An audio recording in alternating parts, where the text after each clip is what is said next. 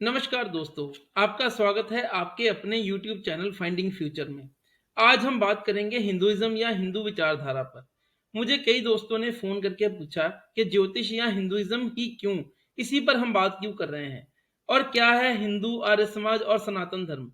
और हिंदू कई लोग तो मूर्ति पूजा करते हैं और कई इसके खिलाफ हैं। कुछ लोग आस्तिक हैं और कुछ नास्तिक। कुछ राम जी की पूजा करते हैं, कुछ शिव जी की और कुछ कृष्ण जी की। ईश्वर भगवान या ब्रह्म है कौन? आज मैं इसी के ऊपर अलग-अलग मत प्रकट करूंगा और कोशिश करूंगा कि हिंदू विचारधारा को स्पष्ट करूं, इसका आरंभ और इसकी यात्रा पर बात करूं और साथ में ही हम बात करेंगे ज्योतिष पर और कुंडली पर। कुंडली की कक्षा में आज हम धीरेन्द्र शास्त्री जी जो बागेश्वर धाम से आते हैं उनकी कुंडली के ऊपर अपने विचार प्रकट करेंगे। और इससे पहले मैं सबसे पहले ये सूचना देना चाहता हूं कि अगर आप में से कोई भी ज्योतिषी है और अपना बिजनेस वैश्विक रूप से करना चाहता है तो कृपया लॉगिन करें yourprofessionalastrologer.com पर या ईमेल डालें pandit_english@yahoo.co.in पर। दोस्तों, हिंदुइज्म एक बहुत ही गहन और बहुत बड़ा विषय है। अगर मेरे से बोलने में, बात करने में किसी तथ्य के ऊपर कोई गलती हो जाए तो कृपया मुझे माफ़ करें क्योंकि मेरी आयु बहुत छोटी है, मेरे पास इतना ज्ञान नहीं है। मैंने जो ज्ञान संकलित किया है, उसको आपके आगे पेश करने की कोशिश करूँगा। तो अगर इसमें कोई त्रुटि हो तो मैं आपसे पहले ही क्षमा प्रार्थी हूँ। इस ब्रह्मांड की उत्पत्ति 1380 करोड़ वर्ष पहले हुई है तथा पृथ्वी की उत्पत्ति 450 करोड़ वर्ष पहले हुई है। मान्यता है कि पहली पुस्तक लिखी गई थी द एपिक ऑफ गिलगामेश, जो एक राजा के ऊपर थी जो अमर होना चाहता था, जो लगभग 2100 बीसी में लिखी गई थी। परंतु एक किताब ऐसी थी जो ब्रह्मांड की उत्पत्ति के विषय में बात करती है, जो संभवतः उससे पहले की है। पर आप सवाल करेंगे कि यदि ब्रह्मांड ही नहीं था तो किताब पढ़ने वाला कौन और लिखने वाला कौन? तो ये लोग कुछ लोग मानते हैं कि ये किताब 1500 बीसी में लिखी गई होगी, पर यदि हम तथ्यों पर नजर डालें तो महाभारत और गीता लगभग 6000 पहले वर्ष पहले लिखी गई, रामायण लगभग 8000 पहले वर्ष लिखी गई और ये किताब इससे भी पहले की है। और कई बुद्धिजीवी मानते हैं कि ये 12,000 वर्ष पहले संकलित की गई, क्योंकि ये पता नहीं है कि ये कब एग्जिस्टेंस में आई। जी हाँ, मैं बात कर रहा हूँ वेदों की। उनका एक नाम श्रुति भी है, अर्थात ये सुने गए हैं और ये लिखे नहीं गए थे। इनको संकलित किया था वेद व्यास जी ने। वेद व्यास जी मेरे अनुसार कोई ऋषि नहीं होंगे, ये एक पदवी होगी जिस पर अलग अलग समय पर अलग अलग ऋषि, ब्रह्म ऋषि, महर्षि हुआ करे होंगे। जैसे कि जो पहले तीन वेद हैं, ऋग्वेद, सामवेद, यजुर्वेद, इनको संकलित किया था कृष्ण द्वैपायन वेद व्यास जी ने और ब्रह्म सूत्र लिखे हैं बादरायण वेद व्यास जी ने। तो ये दो अलग अलग वेद व्यास हैं और इन तीनों वेदों के अलावा जो अथर्ववेद था वो 400 वर्ष के बाद लिखा गया। हिंदू धर्म में वेदों के ऊपर दो अलग अलग विचारधाराएं हैं, एक है न्याय दर्शन और एक है मीमांसा दर्शन। जो न्याय दर्शन है वो ईश्वर में विश्वास रखने वाला है और जो मीमांसा दर्शन है वो ईश्वर में विश्वास रखने वाला नहीं है। जो न्याय दर्शन है वो ये कहता है कि ईश्वर की के द्वारा वेदों की उत्पत्ति हुई है और जो मीमांसा दर्शन है वो ये कहता है कि वेदों की उत्पत्ति ईश्वर से पहले की है। अब हम बात करें कि भागवत पुराण में कहा गया है कि एक मत्स्य अवतार, भगवान विष्णु के मत्स्य अवतार हुए हैं जिन्होंने वेदों की रक्षा की थी और उन्होंने इन वेदों को बचाया था। इसका मतलब वो जो ये वेद हैं ये उनसे पहले के हैं। और वेदों में भी बात आती है हिरण्य गर्भ की। हिरण्य गर्भ का अर्थात है ब्रह्मांड के उत्पन्न होने के बारे में बात हुई है। और वेद चार प्रकार के हैं, इनमें तीन यानी कि ऋग्वेद, सामवेद और यजुर्वेद हैं। इनको कंपाइल किया था कृष्ण द्वैपायन वेद व्यास जी ने और चौथा वेद 400 वर्ष के बाद आया। वेद व्यास जी ने 18 महापुराणों की रचना की है, जिनमें महाभारत भी एक महापुराण है।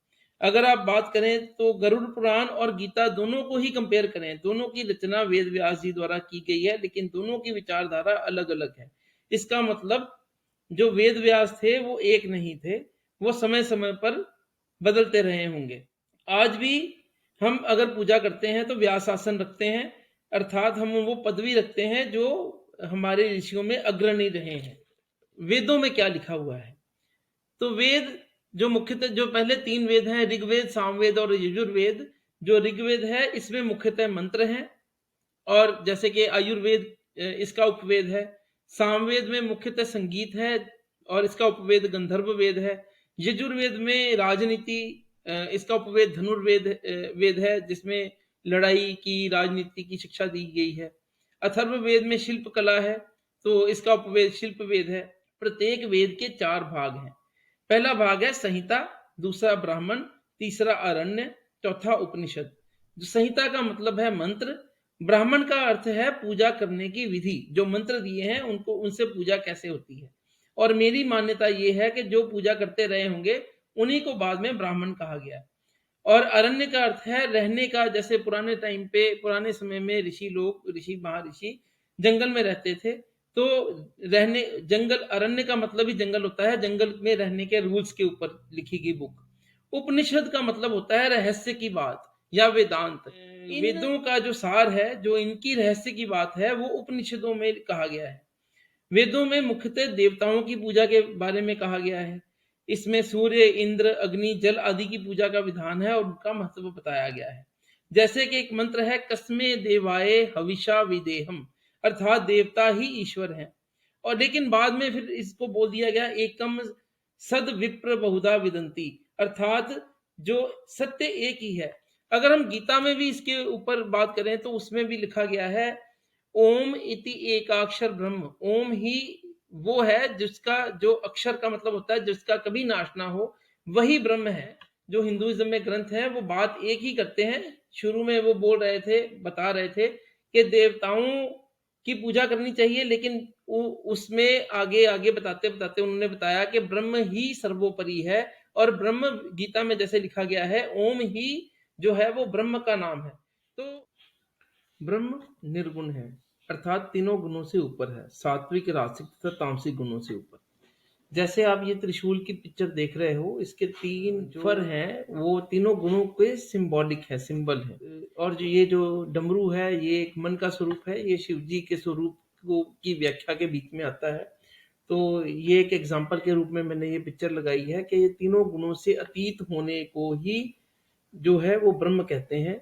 वो अजन्मा है, जिसका कभी जन्म नहीं हुआ है, सेल्फ एग्जिस्टेड है, किसी से उसका जन्म नहीं हुआ है और किसी के ऊपर डिपेंडेंट नहीं है। वो सनातन है, अर्थात वही सत्य है और उसके अलावा कोई भी सत्य नहीं है। उसको हमारे ग्रंथों में पुराण पुरुष भी कहा गया है। जो हिंदू धर्म है वो 9 फिलॉसफीज के ऊपर बेस्ड है, जिनमें से 3 फिलॉसफीज हैं जो वेद के ऊपर फेथ नहीं रखती हैं, जो वेद के अगेंस्ट उत्पन्न हुई हैं, और 6 फिलॉसफीज ऐसी हैं जो वेद के साथ चलती हैं। जो आज के, जब जब हम बोलते हैं कि सनातन धर्म क्या है, तो वो उन 6 फिलॉसफीज के ऊपर बेस्ड है, जिनमें सांख्य जो कपिल मुनि जी ने लिखा था, योग जो महर्षि पतंजलि जी ने लिखा था, न्याय दर्शन जो गौतम मुनि जी ने लिखा था, और वैशेषिक दर्शन है वो कानाद जी ने लिखा था, मीमांसा जैमिनी मुनि जी ने लिखा था, वेदांत आचार्य बादरायण जी ने लिखा था, जिसके बारे में हमने शुरुआत में बात की थी कि ये वेद व्यास थे, और ब्रह्म सूत्र की रचना इन्होंने की थी। और जो 3 फेथ हैं जो वेदों के ऊपर फिलॉसफीज हैं, जो वेदों में फेथ नहीं रखती हैं, वो है चारवाक, महर्षि चारवाक। एक कहानी है जिसमें रामायण की कहानी है, इसकी फिलॉसफी गुरु बृहस्पति ने लिखी थी, लेकिन महर्षि चारवाक जो हुए थे वो रामचंद्र जी के टाइम पे हुए थे, जब राजा दशरथ जी की मृत्यु हो गई है। भरत जब रामचंद्र जी को लेने गया है तो साथ में चारवाक महर्षि भी गए हैं, और उनकी वहां पर भगवान राम से बात होती है। ये विचारधारा ये है कि जब तक हम हैं तब हमने जो करना है अपने लिए ही करना है, चाहे हमें उधार लेके ही अपना सामान लाना चाहिए, तो यही मोक्ष की प्राप्ति का तरीका है। तो रामचंद्र जी से इनकी बात होती है, ये कहते हैं जिनको आपने वचन दिया था अगर वही नहीं रहे, और तो फिर इस वचन का कोई मूल्य नहीं रह गया है, तो आपको वापस चलना चाहिए। तो रामचंद्र जी ने उनको उत्तर दिया था और वो वापस नहीं गए थे। दूसरी जो है इनमें जैनिज़्म है, जैन जो 24 तीर्थंकर हैं, उनकी विचारधारा पर है, जो मुख्यतः भगवान महावीर जैन सिद्धांत दिए हैं, उनके ऊपर चलते हैं। और तीसरा जो महात्मा बुद्ध है, जो गौतम बुद्ध जिन्होंने ये विचारधारा दी थी, इन 9 विचारों के ऊपर ही भारत की जो हिंदू फिलॉसफी है, सनातन धर्म की है, शठ दर्शन है, उसके ऊपर बेस्ड है। ये है मेरे विचार में हिंदुइज्म का प्रादुर्भाव, कहाँ से ये शुरुआत हुआ और कैसे-कैसे ये बढ़ा। अगर आपको ये सीरीज़ यहाँ तक पसंद आई है तो आप मुझे बताएँ, इसके आगे के विचार मैं आपको बताऊँगा कि मुगलों के आने तक या शंकराचार्य जी के आने के बाद क्या-क्या हुआ, स्वामी विवेकानंद जी ने हिंदुइज्म को सपोर्ट करने के लिए क्या किया, उनके विचार क्या थे, इस्कॉन कहाँ से आया, कब आया, उनके विचार क्या हैं। तो इसके ऊपर भी उनके दर्शन क्या हैं, उनकी विचारधारा क्या है, हम उसके ऊपर भी बात करेंगे। कृपया कमेंट में बताएँ। तो अब हम बात करते हैं कुंडली देखने के बारे में। सबसे पहले हम बात करते हैं पंडित धीरेन्द्र शास्त्री जी की, जो कि ये दावा नहीं करते हैं कि उनके पास कोई शक्ति है। वो अपने परमात्मा की या हनुमान जी की कृपा के से ही जो कार्य कर रहे हैं, वही कर रहे हैं। और वो अपने आप को सिर्फ एक कथावाचक ही कहते हैं। तो हम ये नहीं कहने जा रहे हैं कि वो क्या करते हैं या नहीं करते हैं। जो मेरे विचार में, यदि वो एक दिन में 50 लोगों के बारे में बताते हैं और 4 नाम बताते हैं, तो 200 नाम और उनका डाटा याद करना और 30 दिन में 6000 नाम और उनकी प्रॉब्लम्स को याद रखना, ये कोई आसान काम नहीं है। जो लोग कहते हैं कि वो डाटा फेसबुक में से निकालते हैं, अगर कोई भी स्टूडेंट 3 से 4000 नाम और ऐसी चीजें तथ्य याद रखे, तो मेरा ख्याल है वो आईएएस या पीसीएस ऑफिसर बन सकता है। तो वो बहुत ज्यादा इंटेलिजेंट है। इससे तो यही प्रूव हो रहा है। न्यूज थी कि 25 दिसंबर को उन्होंने 200 लोगों को ईसाई से हिंदू बनाया था, जो घर वापसी करवाई थी। तो उसके बाद ये होना एक उम्मीद ही थी कि ऐसी कोई प्रॉब्लम आएगी, जिससे, क्योंकि अगर कोई भी धर्म विशेष से किसी और धर्म से अपने धर्म में लेके आता है, तो दूसरे धर्म वाले उसके अगेंस्ट कुछ ना कुछ प्रोपोगंडा या कुछ ना कुछ प्रॉब्लम्स या क्रिएट करने की कोशिश करते हैं। जो नीम करोली बाबा जी थे, इनके पास तो एप्पल के स्टीव जॉब्स और फेसबुक के मार्क जकरबर्ग आकर रहा करते थे और उनसे अपनी प्रॉब्लम शेयर करते थे। इवन मार्क जकरबर्ग को स्टीव जॉब्स ने ही बेचा था। और इवन नीम करोली बाबा जी उस टाइम नहीं थे, तो भी वो 1 महीना वहां रहकर उसने फेसबुक के ऊपर काम किया। से प्रेरित हुआ नीम करोली बाबा जी से कि फेसबुक को कैसे आगे बढ़ाना है।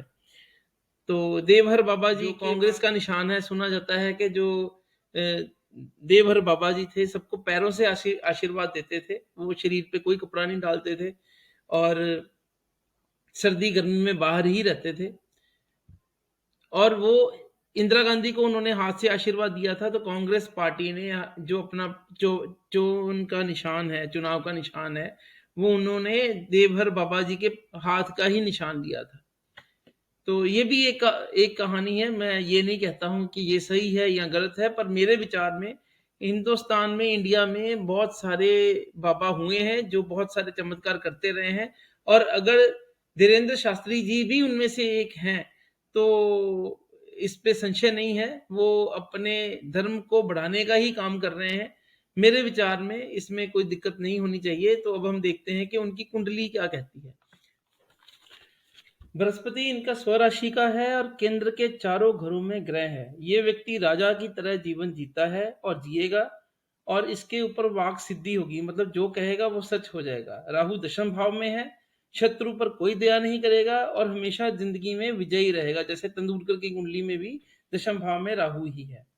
लाइफ में ऐसे बहुत से इल्जाम लगेंगे, पर इनको कोई फर्क नहीं पड़ेगा, बल्कि इससे इनकी और प्रसिद्धि होगी और विश्व में के और लोग इनके पास आना शुरू हो जाएंगे।